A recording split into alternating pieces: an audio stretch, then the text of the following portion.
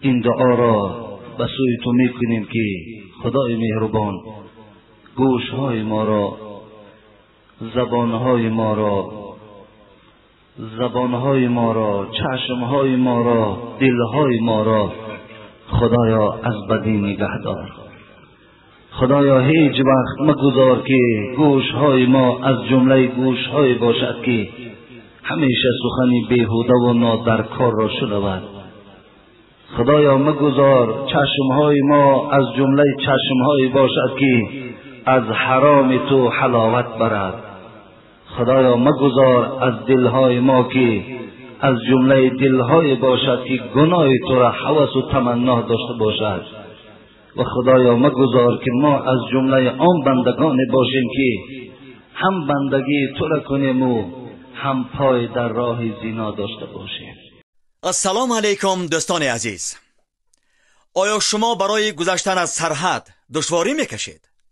مهلت حجت‌هایتان به آخر رسیده است. پس من برای شما خدمت رسانی شرکت نور محمد را پیشنهاد میکنم. با ماشین‌های نو و زمانوی، با باوری و اعتماد کامل، توسط رانندگان مرد و زن شما را از منزل استقامتیتان تا خط سرحد برده برای عبور مرز مساعدت می نمایند. یادآور می شویم که اگر شما از نام شبکه حاجی میرزا مراجعت نمایید، برایتان تخفیف ارائه کرده می شود. رقم ها برای تماس: جمع 7 926 319 59 61. برادرایی که از نور چشم تنقیسی میکشیدن، پس این مشکلی حل است. شرکت شفافرما به شما برای چشم از فیرمای عربی سمیات دارو توصیه میدهد که از 12 گیاه تیار شده است. انشالله که به حد یاردمی خوب میکنه. مرحمت زنگ زنی به همه شهرها دسترسی میکنید.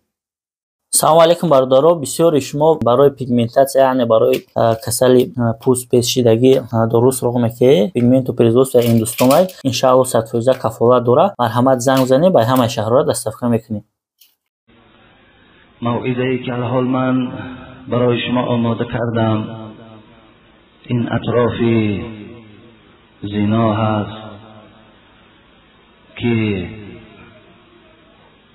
در اسلام، در شریعت، از جانب پروردگار و از جانب حبیب او چه وعیدهای نسبت اجرا کننده این عمل هست میخواستم برای شما بیان نمایم.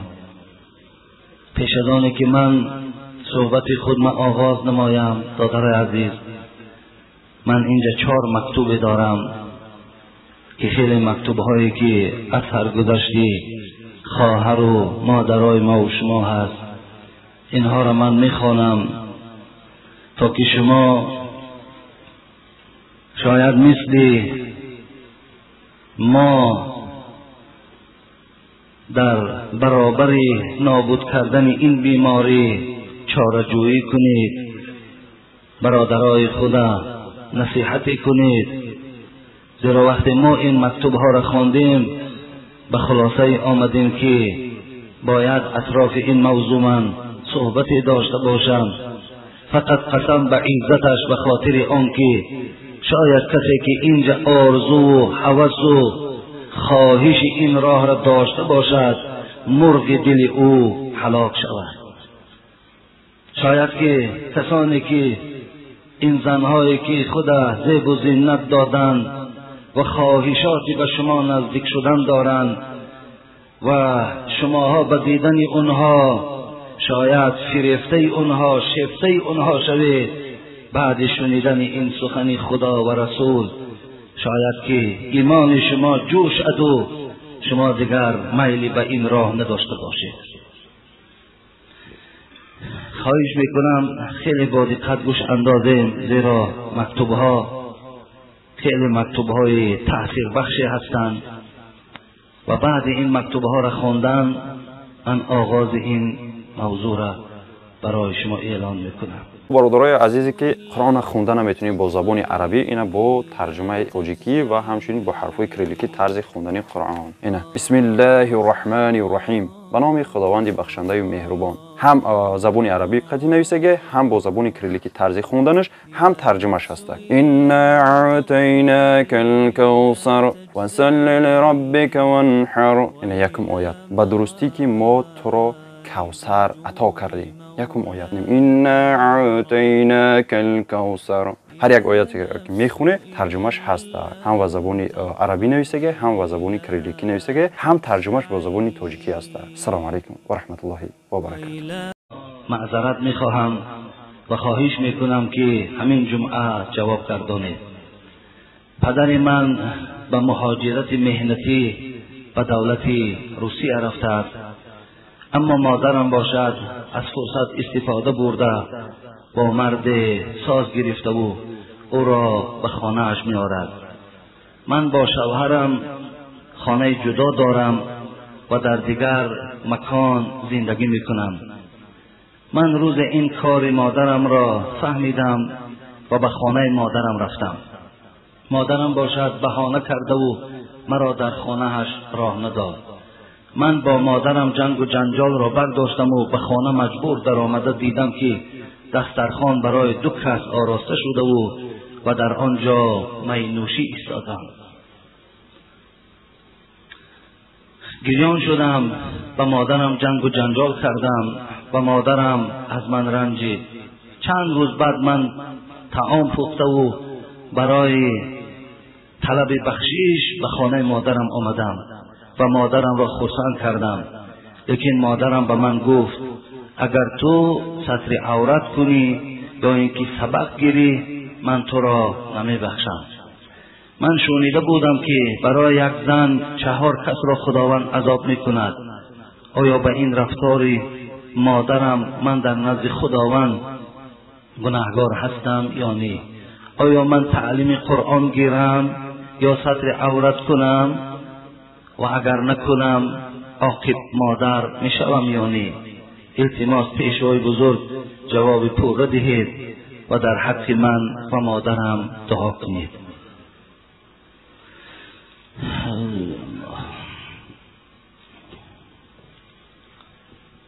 السلام علیکم بابای حاجی میرزا. من یک زن گناهگار از شهر کولا می باشم. اولا از خداوند عز و جل این را آرزو امید دارم که گناههای همه ما زنهای بدرفتار و بدگفتار را در روز محشر خدا عفو گرداند و به ما راه راست را هدایت کننده باشد. مادامی که من قلم گرفته در این کاغذ سفید از کارهای بد خود، رفتارهای بد خود می نویسم، از بدبختیم قلم از دستم افتیده و به من یاری نمی رساند. من یک زن بدبخت، یک زنی که در وسواس شیطان لعین لغزیدم و در دوام شوهرم در شهر روسیه بودنش به واسطه تلفن با یک مرد شناس شدم. سخنرانی ما چند وقت دوام کرد و بعد یک روز همان مرد مرا برای واخوردن دعوت کرد. من گردن شیطان را نو شکسته و برای رازگی آن به نزدش رفتم. ما با هم دیگر شناس شدیم. از بین چند مدت گذشت و من با رازگی هر دویمان با یکدیگر ازدواج کردیم. بعد چند وقت شوهرم از روسیه برگشت و من باز به شوهر خود زندگی ام را دوام داده ایستادم. شوهرم از این کارهایم درکی ندارد. من باشم شوهرم را دوست می‌دارم و می‌خواهم که زندگی امان ویران شود. من صاحب 2 فرزند هستم. از شما خواهش و التماس دارم با من مصلحت بدهید که زندگی ام ویران نشود. و این را گفتنیم که نکاح ما بریده است یا نه، حلال است یا حرام. من از شوهرم یگان شکایتی ندارم. التماس دارم که به من مصلحت بدهید که زندگیم ویران نشود. من 5 وقت نمازم را خوانده ایستادم. از این کارهای بدم به نهایت پشیمان هستم. نمیخواهم فرزندانم از پدرشان جدا شوند. التماس حاجی اکا در حق من دعای نیک کنید.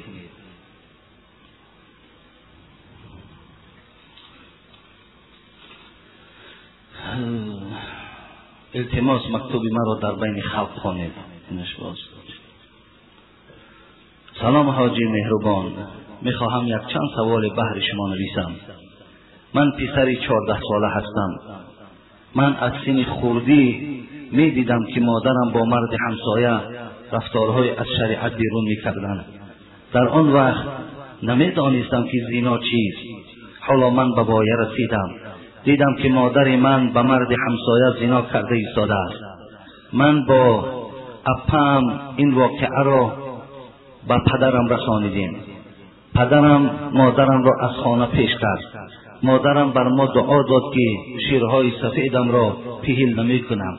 آیا این دعای این خیل مادر مستجاب می شود یا نه؟ مادر من بالای زناکاری مهنت پدر مرا دزدیده به هر جا می برد. من از دست این خیل مادری بیباک ناله بصیری را نمی دیدم.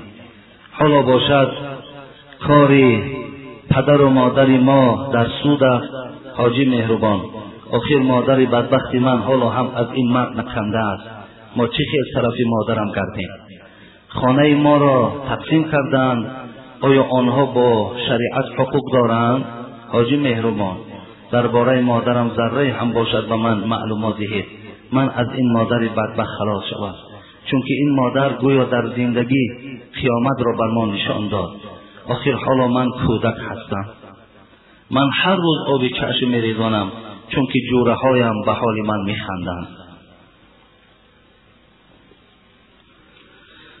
آخران مکتوب. السلام علیکم داملای شیرین بیان و نکته سنج حاجی میرزای مهربان.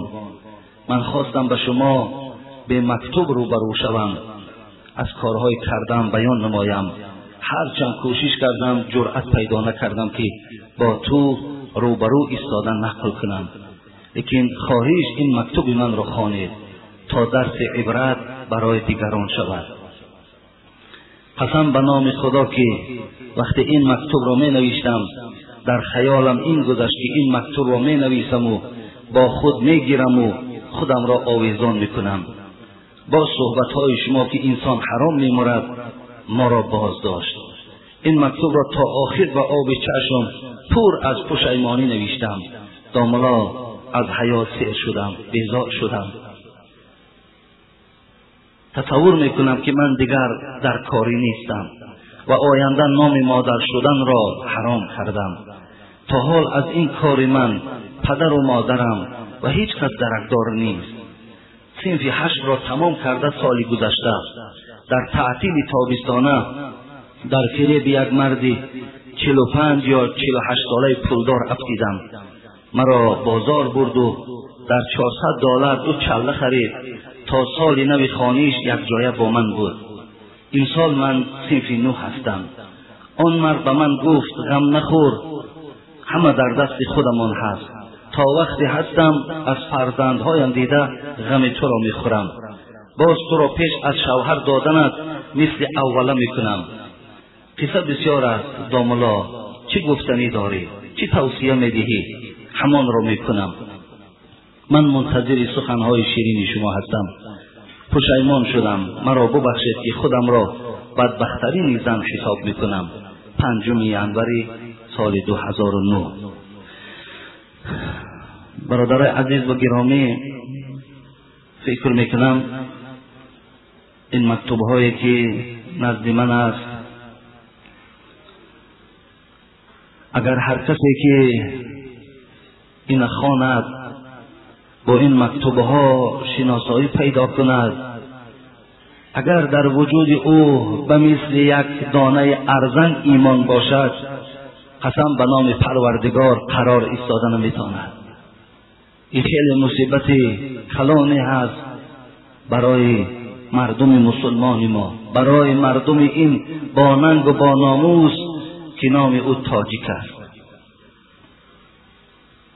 میخواستم آغاز صحبت از مصرع‌های خیلی پرتأثیری ثنایی آغاز نمایم، زیرا حضرتم آدم ایماندار و خدا ترس در زمان خود که این بدبختی ها را که روبرو شدند قلم گرفتند و بالای ورق ایجاد کردند تا که امروز هر یک مسلمان خواننده وقتی با این مصرع‌ها که شناس شد، وظیفه او که مردم منع کردن از این محرمات است، باید که کوشش به خرج دهد.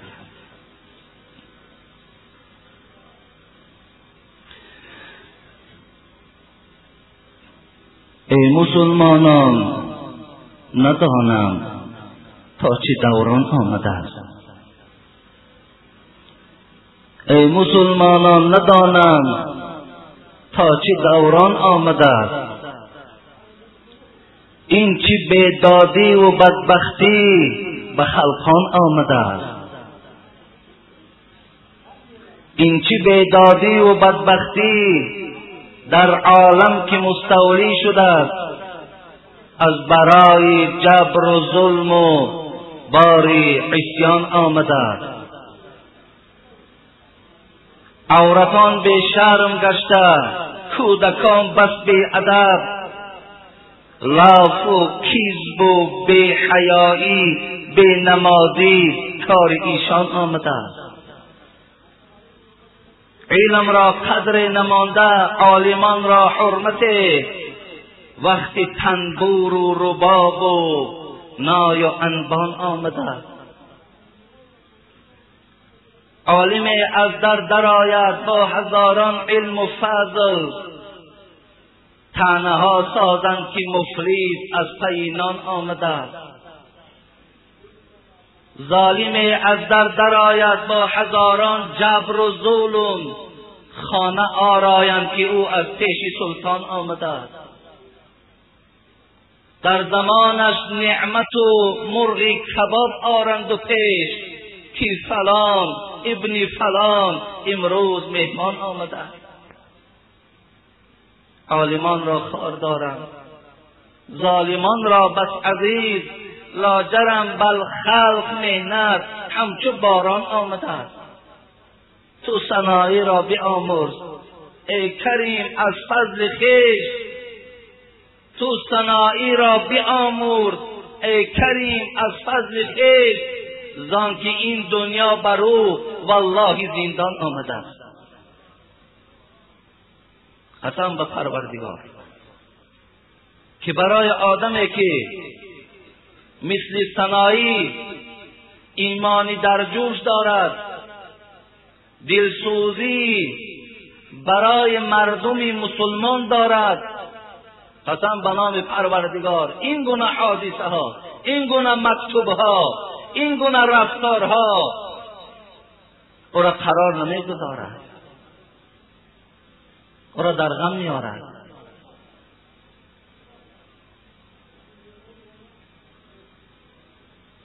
آخر ما در تمام روی دنیا جاغ میزنیم. مردم تاجیکستان تاریخی کهن دارد، معنویات بلند دارد، مدنیت عالی دارد، 99% او مسلمان است. ما به گذشتگان خود افتخار داشتیم، فخر میکردیم ما فلانی داریم، ما فلانی داریم. اگر همچنان رفتن گیرد، ما بی‌طرفی را اختیار کنیم، فردا به ما کی افتخار میکند؟ به چی افتخار کنم؟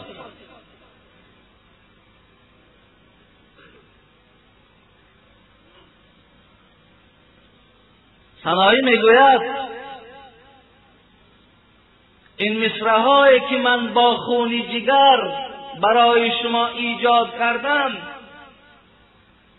که عورتان بی شرم گشته، کودکان بس بی ادب، لاف و کذب و بی حیایی بی نمازی کار ایشان آمده. این سخنهای من از شما در ترازوی ایمانتان اسلامتان سنجین و خودتان به خلاصه در کاری بیارید. گفتی صاحبی مسلک صوفی اللیار این مصرع‌ها و این آیت‌ها و احادیث‌هایی که من به گوش شما میرسانم، گوش باید که بشنود این را، بکن از فکر جان شیرین را. برای آن جان شیرین تا فکرش کردن، برای تو گوش کننده در کار که گوش کن این چی میگوید، الله چی میگوید، حبیبی او چی میگوید. برادر عزیز، گوش باید که بشنود این را. بکن از فکر جان شیرین را. چشم باید عبرتش بیند، بر سری جاده عمل شیند. عقل باید کار فرماید، مرده را بیند به خود آید. مادر عزیز، خواهرای خیلی و خیلی گرامی،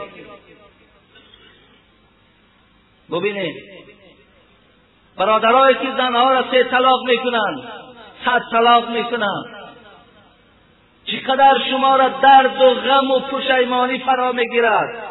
همچنان این خواهرای ما را این کرداری اونها، رفتاری اونها مانده کرد و پشیمان شدند. جواب میخواهند، پشیمان شدند.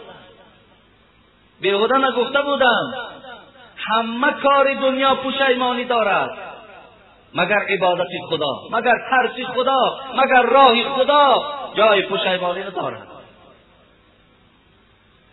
مادر عزیز، شما تاریخ صحیفه زنید. شما قبل از اسلام قسم به نام پروردگار شما منزلت نداشتین، شما کس نبودین، شما به حیث چیز بودین. چیز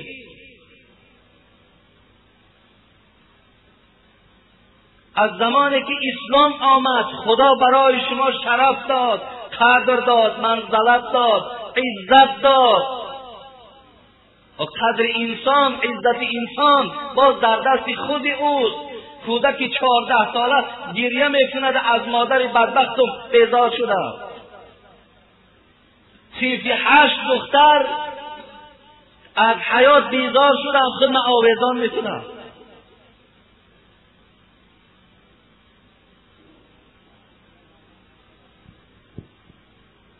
شما قرآن صحیفه زنید، بیایید به سوره نحل آیت 58.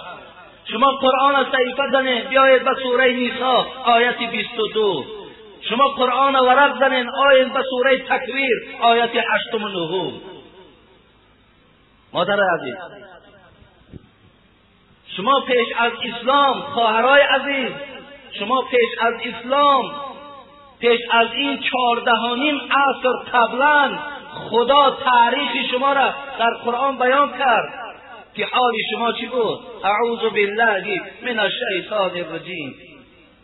و اذا بشر احدهم بالانثى ظل وجهه مسودا وهو كظيم يتورى من القوم من سوء ما بشر به ان يمسكوا على هون ام يدسه في التراب الا ساء ما يحكمون. پروردگار میگوید چی ننگ بود، چی سرشکسته بود، چی شرمنده بود آن مردی که در خانه او دختر به دنیا می آمد.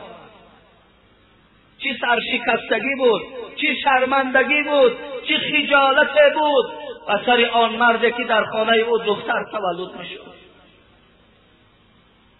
ایمسکو علی هون ام یدسو فی التراب. خدا میگوید اون مردها پیش از اسلام این دختر نازنینه که در لولک گوین، در گهواره گوین، که در چهره او یگان ذره بدروگی و چیز وجود نداشت، چهره او جلا میداد، مادر او غم میخورد، برای گریه او آزرده میشد. این پدر او را میگرفت از داخل گهواره و میبرد، خدا میگه زنده به زنده زیر خاکش میکرد تا که از این شرمندگی خلاص شود. یا دوستو فی التراب، خدا میگه او را زنده به زنده زیر خاکش میکرد. تفسیر ابن کثیر یکی از تفسیرهای مشهور در روی دنیاست، قصه میکند که قیس ابن عاصم 13 دختری خود زیر خاک کرده. تاریخ بیان میکند دحیه کلبی از دخترات خانواده های خود تا زمان اسلام آوردن 70 دختری خود از زیر خاک کرده است. ببینید قدر بینید منزلت زنها قبل از اسلام بینید. خدا در سوره نساء مخصوص به نام زنها میفرماید ولا تنکحوا ما نکح من النساء الا ما قد سلف انه کان فاحشة و مقتا و ساء سبیلا. خدا میگوید مردها بعد اسلام شما آن زنهایی را که پدرهاتون نکاح کرده گرفته بودند که مادر شما هستند اونها را نکاح کرده نگیرید. این کاری بدی است که قبلی ها میکردند. و اذا الموعودة سئلت بأی ذنب قتلت. خدا میگه روز قیامت اینهایی را که زنده به زنده گورانیدند اینها از گریبان پدرها و مادرها میدارند و چی گناه ما را زیر خاک کردی؟ مادر عزیز این چی را بیان میکند؟ این را بیان میکند که شماها منزلت نداشتین، شرف نداشتین، قیمت نداشتین. وقتی اسلام آمد، وقتی این قرآن پاکیزه و تازه و مقدس از جانب پروردگار با رسول اکرم آمد، سفارشی در او چی بود؟ هن لباس لکم و انتم لباس لهن. اینها برای شما لباسند، شما این مردها لباس زنها هستید.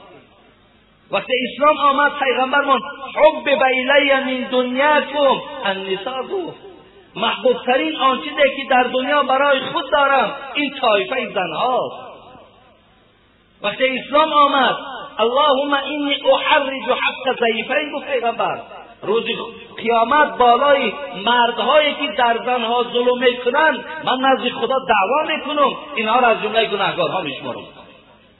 این اسلام عزیز قدر و منزلت شما را مادرای عزیز بنیاید بلند برداشت. برای چی شما شأن و شرف خودتان را پست میکنید؟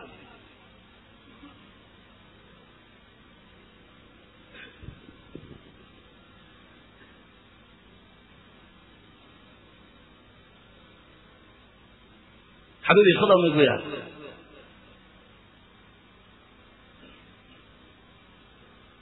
قمت على باب الجنة فإذا عامة من دخلها المساكن وأصحاب الجد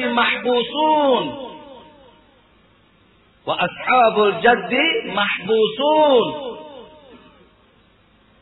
غير أن أصحاب النار قد أمر بهم إلى النار وقمت على باب النار فإذا عامة من دخلها النساء.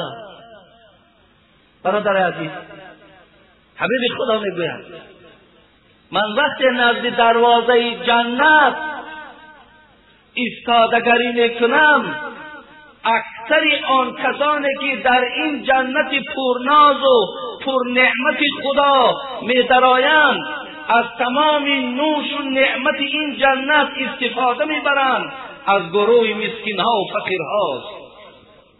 اکثر آدمای مسکین، فقیر، بیچاره، ناتوان، بی صاحب اهل جنت هم گفت پیغمبر خدا. و اصحاب الجد محبوسون. برادر عزیز من خطاب به سوی تو میکنم. پیغمبر خدا گفت و اصحاب الجد محبوسون. مردمی که در دنیا پولدار بودند، مردمی که در دنیا نامشان بای بابا بود، نامشان بای بچه بود، پیغمبر خدا گفت خداوند اینها را امر میکند روز قیامت اینها را در جای الهیده جمع کنید بالای اینا من حساب دارم. اصحاب الجد محبوسون، یا را حبس برید، اینا را ما حساب نکنیم. چی حساب نکنیم؟ لا تزول قدم عبد حتى يسأل عن عمور فيما أفناه وعن علم فيما فعل فيه وعن ماله من أين اكتسبه وفيما أنفقه وعن جسمه فيما أبلاه. ما از اینا میپرسیم من أين اكتسبه، از کجا این درآمدی تو از کدام راه بود؟ از کجا این مبلغ برای تو آمد؟ از کجا این خوشی ها و این راحت هایی که تو در دنیا کردی اینا را از کدام راه کردی؟ ما میپرسیم من این اکتسبه و کدام راه تو کسب کردی و فیما انفقه کام راه در این پول دادگی خدا را تو کسب کردی. دو سوال بالای مالدارها خدا دارد. برادرای مالدار، خدای مهربان دولتان بازم زاید کند، لیکن در برابر زاید کردن مال شما خدا ایمان شما را قوی کند، خدا ترسی شما را زیاد کند، رحم و انصاف و شفقت شما را زیاد کند، شما را ملت دوستدار کند، اسلام دوستدار کند، حس ملی شما را خدا زنده نگه دارد. نخواه برادر عزیز، خدا برای تو این مبلغ داد و تو دختر صنف 8 بری به آبرو کنی که او بیچاره به کشتار تیار است برای 400 دلار تو حیات را میسوزاند. غم تو را من از غم فرزندان به زیاد میخورم. برادر عزیز، دوستای خدا میگفتن غم دین خور، غم دین است. همه غمها فروتر از دین است. غم دنیا مخور که بیهوده است، هیچ کس در جهان نیاسوده است. تو دروغ میگو، تو غمخوار نیستی، تو غم او را میخوردی، تو انسان را به این حالت نمی آوردی. تو فراموش نکن که این سؤال پروردگار روز قیامت از تو میکنه از کجا این درآمدت بود و این پول تو در کجا صرف کردی. اونجا به نام پروردگار برای تو شرمندگی است، خجالت است که گویی پول من 400 دلار جای یک صنف 8 من به آبرو کردم. چی جواب بگوی؟ اینا همش اذا زلزلت الارض زلزالها و اخرجت الارض اثقالها و قال الانسان ما لها یومئذ تحدث اخبارها. این آیت قرآن ابو هریره میگه پیش پیغمبر خدا خواندن، حبیب خدا در حال میگه گفتن ایسته یومئذ تحدث اخبارها. میدانین این اخبار چه اخبار است؟ میدانین که این زمین چه اخبار پیش خدا را میتاد؟ برادر عزیز، یک شب شما را فریب دادن، شما آدمای ضعیف ایمان، شما آدمای بی غیرت، زمین 10 بر میجنبد، تا روز خواب نکردی، از پیشگاه پروردگار نمیترسی؟ از پیشگاه خدا نمیترسی؟ تا روز کودکاتون در دست کوچه به کوچه گشتید که زمین میجنبد، از زمین جنبی ترسیدی و از شدت روز قیامت نمیترسی؟ پیشگاه خدا در راست کند و گوید ای نام تا نمیگیرم. اونجا نام حرکت با همون کسب دنیاییش فریاد کرده می شود ای زیناکار پیش گذر. نمیترسی؟ بدانیم گفت پیغمبری خدا یومئذ تحدث اخبارها، روز قیامت زمین اخبار میدهد. میدانیم این اخبار چه اخبار است؟ گفتن نمیدانیم. الله و رسول اعلم، خدا و رسول داناست، ما نمیدانیم. حبیب خدا گفتن ان تشهد على كل عبد او امة بما عمل على ظهرها تقول عملت كذا و كذا في يوم كذا و كذا. ببینید روز قیامت این زمینه که بالاش امروز بی پروا گشته استیم دادر عزیز، ولی این زمین شما زمینم نگویه. گفتی سعدی این خاک گر به تعامل نظر کنی مدد، این خاک گر به تعامل نظر کنی چشم است و روی و قامت زیبای دلبران. این خاک نیست، این خاک که میبینن این چشمن نگه، این روی هستن، اینا دستهای برادر شما هستن که به خاک مبدل شدن. نوشیروان کجا شد و دارا و یزدگور، گردان شاهنامه و خانان قیصران کجا شدن اینا؟ مرغ دیدم نشسته در باره کوس، کندره های توس در پیش نهاده کله کیکاووس، با کله همه گفت که افسوس افسوس کو بانگ جرس آو چی شد ناله کوس. این مرغ از این کله کیکاووس میپرسید اون مالها کجا شد؟ او رقص و بازی ها کجا شد؟ او عیش و عشرتات کجا شد؟ اون عملهای زشت کجا شد که امروز کله تو خوراکی من شده؟ برادر عزیز، اطلاع خدا مبلغ داد، شرایط داد، دولت داد، به خاطر آن داد که تو برعکس کوشش کنی که برادرایی که بیزنن، خواهش زنگیری دارن، زنده دخترایی که شوهر نمیابند، برای ما شوهر یاب، شوهر بر در جای کار مخصوص مشغول گردان. این از کاری تو. و پول برای فساد کردن نیست، پول برای بی آبرو کردن دخترای مردم نیست. و این انسانایی که اینقدر خدا شما را بی رحم و بی انصاف کرده که مردک بیچاره که پرکلاس، جگردرد، روده‌درد، اعضای آبادش نمانده است، در روسیه کار میکند، مهنت میکند، تو زنی اختی در اینجا عشرت کنی. همین ایمانداری است. به نام خدا قسم به عزتش حبیب خدا گفتن من زنا او شرب الخمر نزع الله منه الایمان کما یخلع الانسان القمیص من رأسه. قسم به پروردگار اگر تو نوجوان مرد، ناپاک و پلید، تو یک ویروسی، یک میکروبی بدترین در بین این مردم مسلمانی، وقتی تو قدم به سوی خانه همون زن زدی، از غایبی شوهر همون استفاده بردی، یک قدم کندی خدا جان تا گرفت، به نام پروردگار تو به ایمان هستی. یک قدم زدن ده تو ایمان نداری.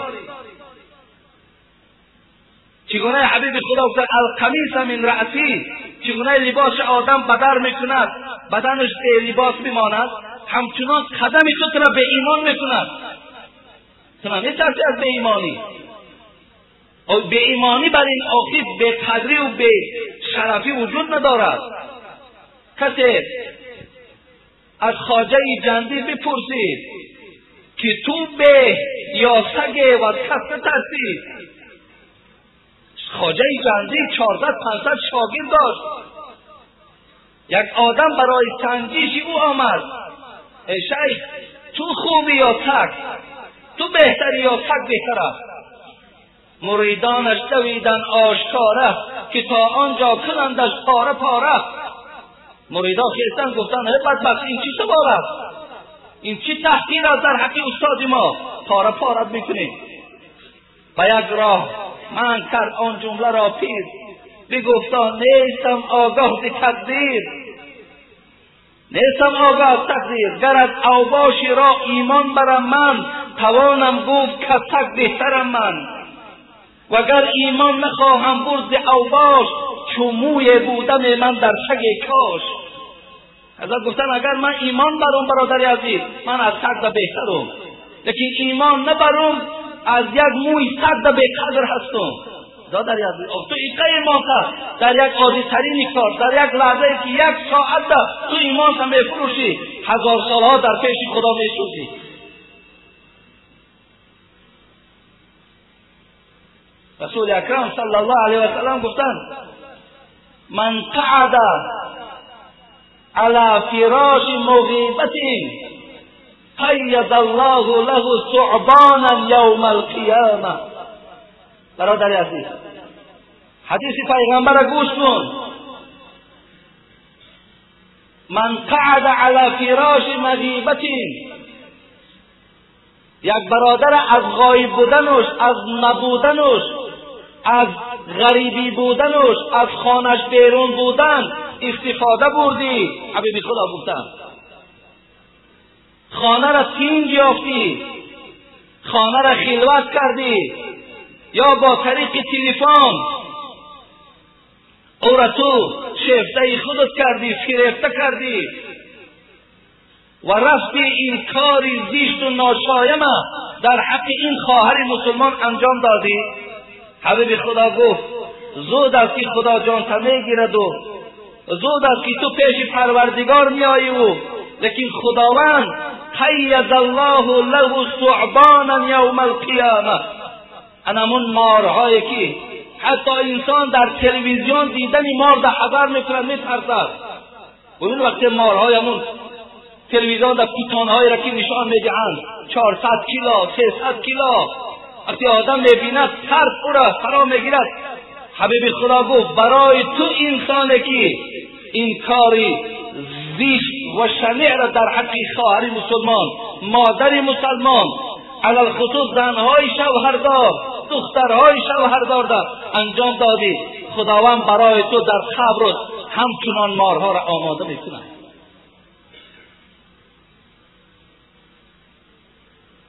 خیلی جای تعصب، خیلی جای به خدا ستم رنجیدن. وقتی گویم که شما برادر عزیز هر کسی صدای مرا میشنود، وقتی گفتن دختری فلانی با فلان مرد یک جایه شد، شما دختری فلانی را در ذهنتان نگذارانید، فقط دختری خودتان را در ذهنتان گذارانید. وقتی آوازه کدام زن شوهردار اگر دیاری ما را فرا گرفت، تصور کن زنی شماست وای. این شعاری که گوری وی جدا و گوری من جدا، این شعار ما نیست. اذا رأى منكم منكرا فليغيره بيده فإن لم يستطع فبلسانه فإن لم يستطع فبقلبه وذلك أضعف الإيمان.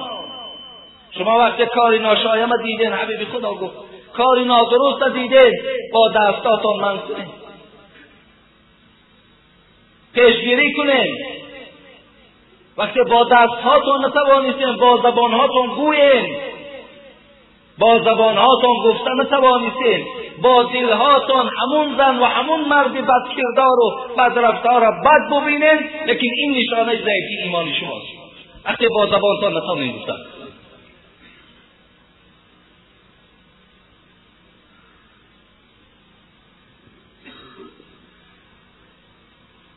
لا يزني الزاني حين يزني وهو مؤمن ولا يسرق السارق حين يسرق وهو مؤمن ولا يشرب الخمر حين يشربها وهو مؤمن. حبیبی خدا گفتم لا یزنی الزانی حین یزنی وهو مؤمن. آیا انسانی که دستی به زنا میزند آیا وی تصور میکند که وی مؤمن است؟ یک توجیهش همین است. دیگر معناش این است که آن کسی که دستی به زنا میزند و 5 وقت نمازش میخواند، روزه ماه مبارک میگیرد، نماز جمعه ادا میکند، معنای او را دارد که نور ایمان او باقی نمیماند. هر کسی که 5 وقت نماز میخواند، الحمدلله من مسلمان میگد، مثل این خواهرایی که میگویند ما 5 وقت نماز ما نمیخوانیم لیکن گردن شیطان شکسته نتوانستیم. وقتی که این کار وقتی که انسانی که انجام داد چی میشود برادر عزیز؟ معنای این دارد که ایمان او کامل نیست، معنای او مکمل نیست، ایمان او مکمل نیست. ولا يسرق السارق حين يسرق وهو مؤمن. حبیب خدا گفتند انسانی که اگر 5 وقت نمازش میخواند، روزه ماه مبارکش میدارد، نماز جمعه را ادا میکند، لیکن در برابر این دزدی میکند، مال مردم را خیانت میکند، آیا وی مؤمن است؟ آیا وی ایمانش کامل است؟ معنایی را دارد که ایمان او نور ندارد.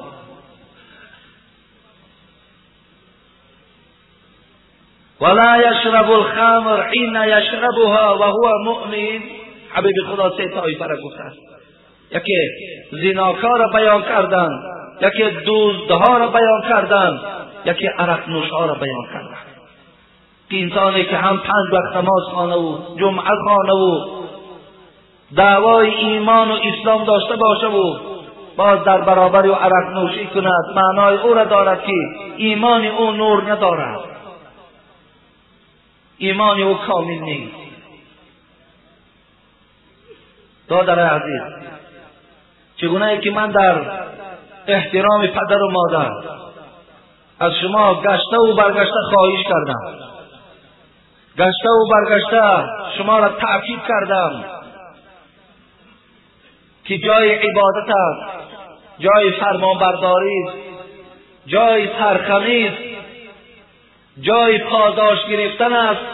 حرمت پدر و مادر این چنین به گوش شما باز میرسانم. روز به روز، ساعت به ساعت امکانیت ها برای زنا کردن خیلی و خیلی مساعدت میکند، شرایط ها خوب میشود. روز به روز شاید نفرهایی که خواهش این دارن زیاد شدن میگیرن. لیکن دادرای عزیز، شما وقتی که پیشنهاد به شما میشود یا وقتی که خواهش های شما در همین مسئله پیدا شد، کلمه لا حول ولا قوة الا بالله العلی العظیم استفاده برید. حبیب خدایا، معشر الشباب، من استطاع منكم الباءة فليتزوج فإنه أغض للبصر وأحسن للفرج فإن لم يستطع فعليه بالصوم فإنه له وجاء. حبیب خدا گفت ای جوانهایی که بزنید، ای جوانهایی که خواهش زنگیری دارید، شما درو زن گیرید. مراد اگر شما خواهید که امروز ببینید تلویزیون هزار یک نمود کانال ها دارد، بچه ها با او سیر نکردند، دخترها با او سیر نکردند، در تلفن هاشون حتی که همون رسوم ها و گویم حتی در صورت ها قرطه ها در، حتی که صورت های همین فحش و فاحشگی ها در دست، وقتی با او نظر میکنند، وقتی که با او نگاه میکنند، وجود اونها را تغییرات کلی پیدا میکنند. به این خاطر برادر عزیز و گرامی، شما در این مسئله خیلی با احتیاط باشید، به سوی خدا دعا کننده باشید، صبر کنین. حبیب خدا میگوید زن گیرین، از همه بهترش همین است که شما را از راه زنا منع میکنند، زیرا اینکه اغض للبصر و احسن للفرج، زیرا زن معنای ای را دارد که چشمی تو را دیگر، چشمی تو گرسنه نیست، چشمی تو دیگر به این زنهایی که خداشون خیلی آرا و تارا دادن که برای شما را دیگرگون کردن، شما را ویران کردن، خداشون هر زیله میکنن، دیگر چشمهای شما با اونا شکته نمیشود، داده نمیشود و فرجهای شما از راه حرام باز نیستند. وقتی که اگر شهوت شما طغیان کرد، حتی آنچنان علنگه‌ای دارد که تو دیگر طاقت نداشته باشی، حبیب خدا گفتن روزه بگیر، روزه شهوتی تو را میشکند. دادر عزیز، هر راهی که باشد، با طریقی خواه زن گرفتن باشد، خواه به طریق روزه گرفتن باشد، استفاده برینو در این راه قدم نزنید.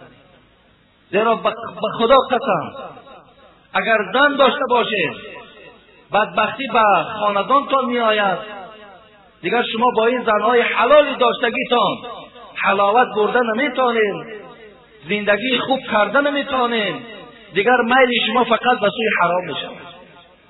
اگر بی زنم باشید، آینده زنم که گیرین، شما از این راه حرام بر نمیگردید. بسیار کوشش کنید دادر عزیز که در این راه هیچ وقت داده نشوین و از این راه پلید بازگردین. خدا خواهد من جمعه های آینده اطراف این موضوع باز برای شما از آیت های قرآن که خداوند در چندین جای قرآن تأکیدها نسبت اینها کردند من به گوش شما البته میرسانم. رسول اکرم صلی الله علیه و سلم گفتند من یضمن لی ما بین لحیی و ما بین رجلی اضمن له الجنه. اگر هر کسی ضامن شود در پیش من که از زبان من کسی آزار نمی‌یابد. زبان من از جمله زبان‌های خاردار نیست. زبان من از جمله زبانی فحش و دشنام کننده نیست. اگر همت ضامن در پیش من شود و ضامن شود که ای حبیب خدا تا وقت این دنیا را پدرود میگویم قدم من به سوی زنا هیچ وقت گذاشته نمی شود، از من له الجنه، من برای این خیل جوان مرد حبیب خدا گفت ضامن هستم که وی وارد جنت کنم. در پیشگاه پروردگارم دعا میکنم، خواهش میکنم و این جوانی که زبانش و فرج خدا از راه حرام، زبانش از درشتی نگه داشت، منم ضامن که وی جنت برم. و این خاطر دادره عزیز، شما ضامن شوین به سوی پیغمبر خدا، به سوی پروردگار که من هیچ وقت شعارم همین است، تا مردن من دستم در دست دختری بیگانه نمیرسد. زیرا دادره عزیز، وقت دستی تو اگر حتی در دست یک زنی بیگانه هم که زند، این مقدمات زنا هست، این سرشوی های زنا از همین دستی به دست کردن است. لأن یطعن فی رأس احدکم بمخیط من حدید خیر له من ان یمس امرأة لا تحل له. پیغمبر خدا گفت اگر در سر شما یک آهن کلانی را آورده چکن همتا زده گویم از زیر گلوهاتون که براید، این برای شما آسانتر است که دستان در دست یک زن بیگانه گذارید. این برای شما بهتر است، زیرا که پیغمبر خدا میدانستند که این مقدمات زناست، آهسته آهسته این بچه را به او راه بد میبرد. خدا همه شما را در حفظ و امانش نگه داره. او خدای مهربان شما را از جمله آن بندگان گرداند که بندگان اساسی رحمان باشین و بندگان خدا ترس باشین و از جمله بندگان باشین که در ذهن شما تماما حلاوت و شیرینی زنا هیچ وقت جای نداشته باشه. خداوند چشمهای همه ما را از جمله چشمهایی گرداند که به سوی کدام زنی نباشد با چشمی بد نظر نکنید. ربنا تقبل منا انك انت السميع العليم وتب علينا انك انت التواب الرحيم آمين يا رب العالمين.